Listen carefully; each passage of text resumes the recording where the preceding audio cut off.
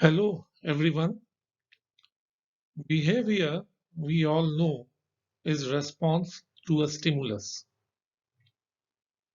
We also know that each organism senses the environment with the help of its sense organs. Now, at any given moment of time, the animal will be surrounded by a host of abiotic and biotic factors which may have potential stimulus value. But the fact also remains that each organism's sense organs are attuned to its own way of life. So, how is it that the organism selects and responds to only those stimuli which are of biological significance to it is what we are going to discuss under the heading of stimulus filtering. The whole story of stimulus filtering can be summed up in one single sentence. What does a frog's eye tell the frog's brain? Having said that, let me welcome all of you once again to the online educational resources program of Zoological Society of Assam. Let us now look into the topic in further details. So, learning outcomes, what is it that we are going to look into? We are going to look into the definition and meaning of stimulus filtering. What are the differences between peripheral and central filtering? We will take up some examples of stimulus filtering and then we will look into the advantages of stimulus filtering. Now, each organism at any moment of time is confronted by a wealth of information from the environment. That is, it may be about predators, it may be about food, or it may be about conspecifics, but only a small fraction of the total environment that it is receiving is biologically significant for the animal. Say, if we are talking of the frog, then there may be lots of information in the environment. Fine. There may be a snake, there may be a hawk or eagle, there may be more sunlight, there may be rain, coconuts also, rabbits also. So, of all the information that it is finding at one particular moment, it is very clear that is that only a part of the information is useful to the animal and the rest is of no use. Hence, one of the most important tasks for the organism is the selection of those stimuli that should be followed by a reaction. It cannot keep on reacting to each and every stimulus. The animal somehow must be tuned that it reacts only to those stimuli which are necessary. Fine. And this is mediated by the neurons which are there in the sense organs of the particular animal. So sensory neurons in fact have modalities and receptive fields that are strongly biased in favor of gathering information that is behaviorally significant for that species. Fine. Now let us look into the meaning of modality and receptive field first. Modality means what? Say light, sound, taste, temperature, pressure, and smell. These are the basic sensory modalities. And receptive field, say each sense organ has its own receptive field. Say for example, our eyes, we can view on the only the visible part of the total light spectrum. Fine. That is, we can view between 380 to 740 nanometers. below, that is the VIBGYOR portion. Below the violet, we have the ultraviolet range, and that can be seen by the bees. Fine. Above the red, we have the infrared light range, and that can be perceived by the rattlesnakes. And they are also sensitive to temperature differences of up to 0.005 degrees centigrade, which definitely we are not. Bats and some butterflies can perceive sounds in the high frequency range. So, sensory neurons, with their modalities and receptive fields, they select information, find which is behaviorally significant for that species. In spite of that, higher order neurons, what they do is that of all the information that is coming in from the sensory organs or the sensory neurons, they discard much of it, keeping only the most significant aspects. These neurons, thus, they act as filters. That is, they transmit only certain aspects of the signal they receive. Fine. Say at the level of the sensory organ, they will be transmitting not all the signals that they are receiving, but only the signals to which a sensory organ is attuned to. Even that, when it goes down to the higher order neurons, the higher order neurons discard most of the information and keep only a small part. So, if we look into the plethora or the of totality of stimulus which is there in the environment, only a little part of that information is reaching the brain, and that is known as filtering. As a consequence of this, what is happening is that only little amount of information is being kept, fine, and large amount of information that is there in the stimulus is thrown away. Now let us look into the definition part. Basically, what does stimulus filtering mean? Stimulus filtering or sensory filtering is the process of separating sensory information. There are lots of sensory information in the environment, and that is getting separated. Why? Because only potentially useful information is to be sent to the brain. Now, there are two definitions that we are going to look into. The first one is by McFarland, very simple one. An organisms selectively responding to some stimuli, that is what we have been talking of, and it's ignoring. What it is ignoring, that is getting filtered out, other stimuli that impinge on it.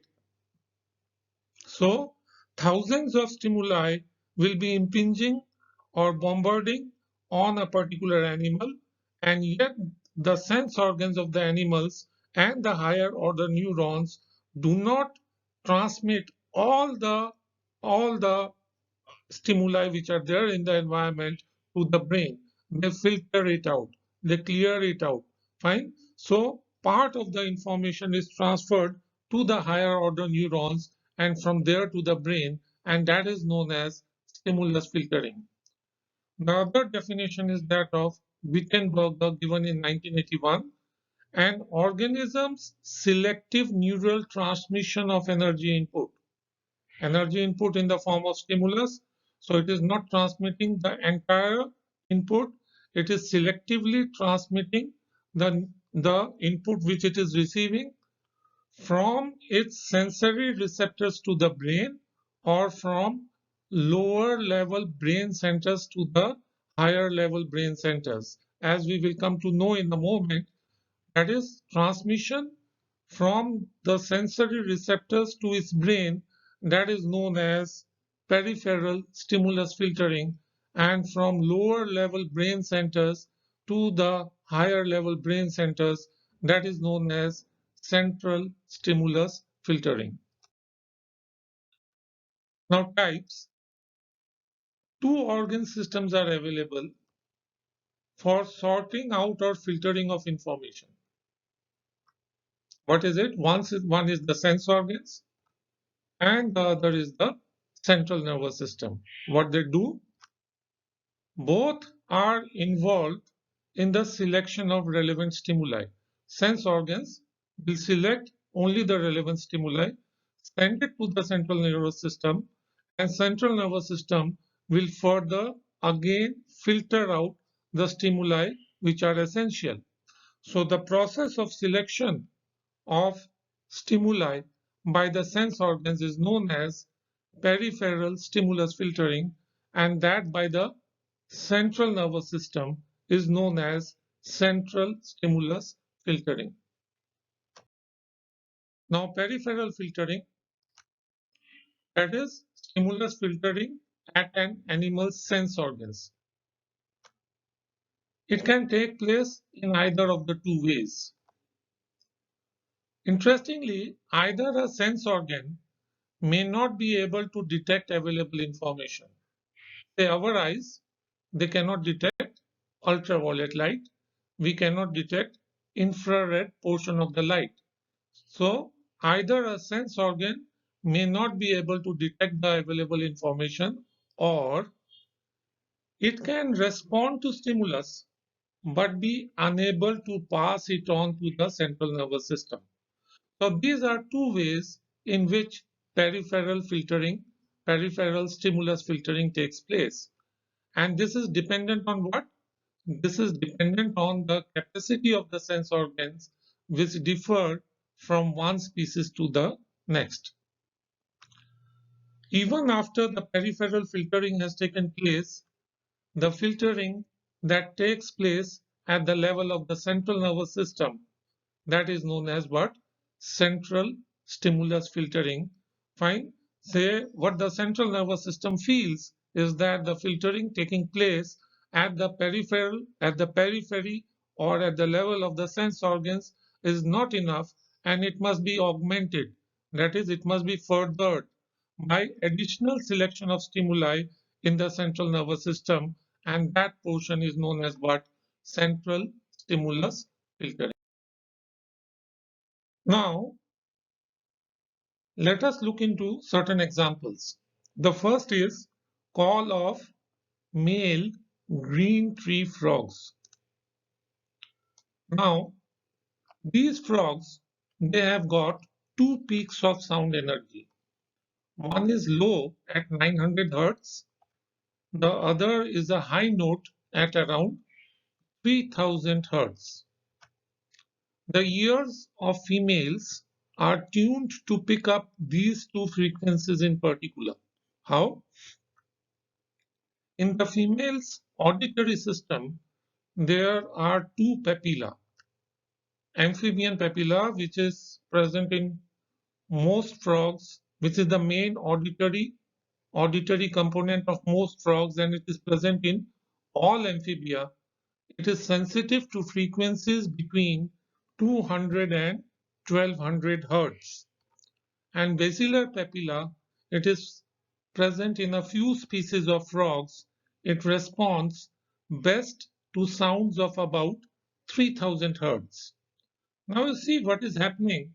What is happening is that between 1200 hertz and 3000 hertz, fine, if there are any sound energies, those will not be perceived by the female's auditory system. So that is how stimulus filtering is taking place at the level of sense organs in the case of male green tree frogs. Another very interesting study comes from the work of Nerens and Capranica, and this they did on a related species of tree frog. Fine. And what they found was that the males and females, they responded differently to the call of the male frog. The call of the male frog is a double ko-kui. There are two notes in it. One is the ko note and the other is the kui note. Now what they did was that they recorded, they made recordings of the call and played it again in front of the males and the females. And what they found out was really very interesting.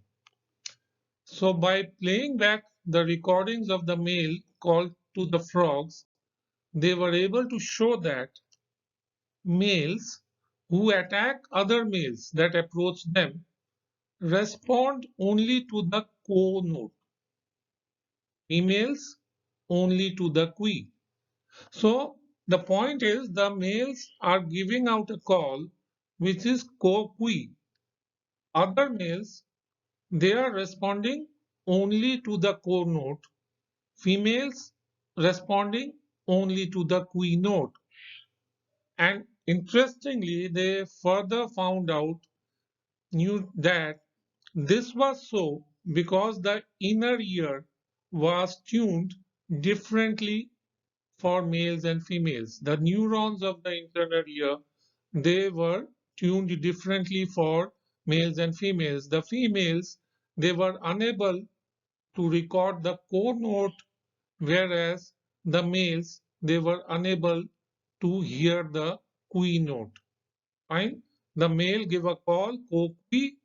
Males respond only to the core note. The females, they respond only to the qui note. So this is an example of stimulus getting filtered. Another example comes from the study of moth's auditory system, which helps it to escape from bats' echolocation. So in the hearing system of moth, find in the ear of moth, the tympanum, it has got two auditory receptors. One is A1, the other is A2. The A1 receptor is sensitive to low frequencies. Frequencies are low when the bat is far off. Fine. So it basically acts as the main bat detector. Fine. And what it does is that when the A1 receptor starts firing or starts sending in the information, the moth, it turns away from the bat to reduce the echo of the sonar which the bat is giving. A2 receptor is sensitive to high frequencies. Frequencies will be high when the bat is very near. So it is known as a emergency backup system. When the A2 receptors start firing, that is, they start sending in information, what the moth does is that it takes erratic flight movements as a last ditch effort to evade capture. So this is also a classical example of stimulus filtering. Now, what are the advantages of stimulus filtering? Through the process of stimulus filtering, the nervous system appears to have developed the capability to perceive and distinguish between minute differences in stimuli. That is what we have seen. Say, a, a green tree frog responding only to the co note, and the female only to the qui note. So, minute differences in stimuli can be perceived. The proximate causes of stimulus filtering can be many things in and around the animal's environment. So the basic utility may be proximate, that is, it may help the animal in a variety of ways. An ultimate cause is that it must render some evolutionary advantage to the animal concerned. An animal that practices stimulus filtering may also be more likely to respond appropriately to serious threats. So, animal which is using stimulus filtering will be responding appropriately only to serious threats and will not be distracted by unimportant stimuli. So, what is the benefit of that? The benefit is that the animal saves energy by not responding to unnecessary stimuli, and this helps to increase fitness. That is, if it is fit, it will be able to produce more offspring, whereas an animal that does not filter stimuli will have reduced fitness because by responding to each and every stimuli, the energy stores will be depleted. So, by giving increased fitness, The stimulus filtering confers a evolutionary advantage to the animal concerned. So if you want to explore this topic further, you may look into the book by Immelman, Introduction to Ethology, or Animal Behavior, Mechanism, Development, Function, and Evolution by Barnard C., published by Pearson in 2004, or even I have a book on animal behavior. So these are the basic books which give you a further insight into the topic. We'll be very glad to receive your response. You can mail me at raj.moneydeep@gmail.com. Thank you so much.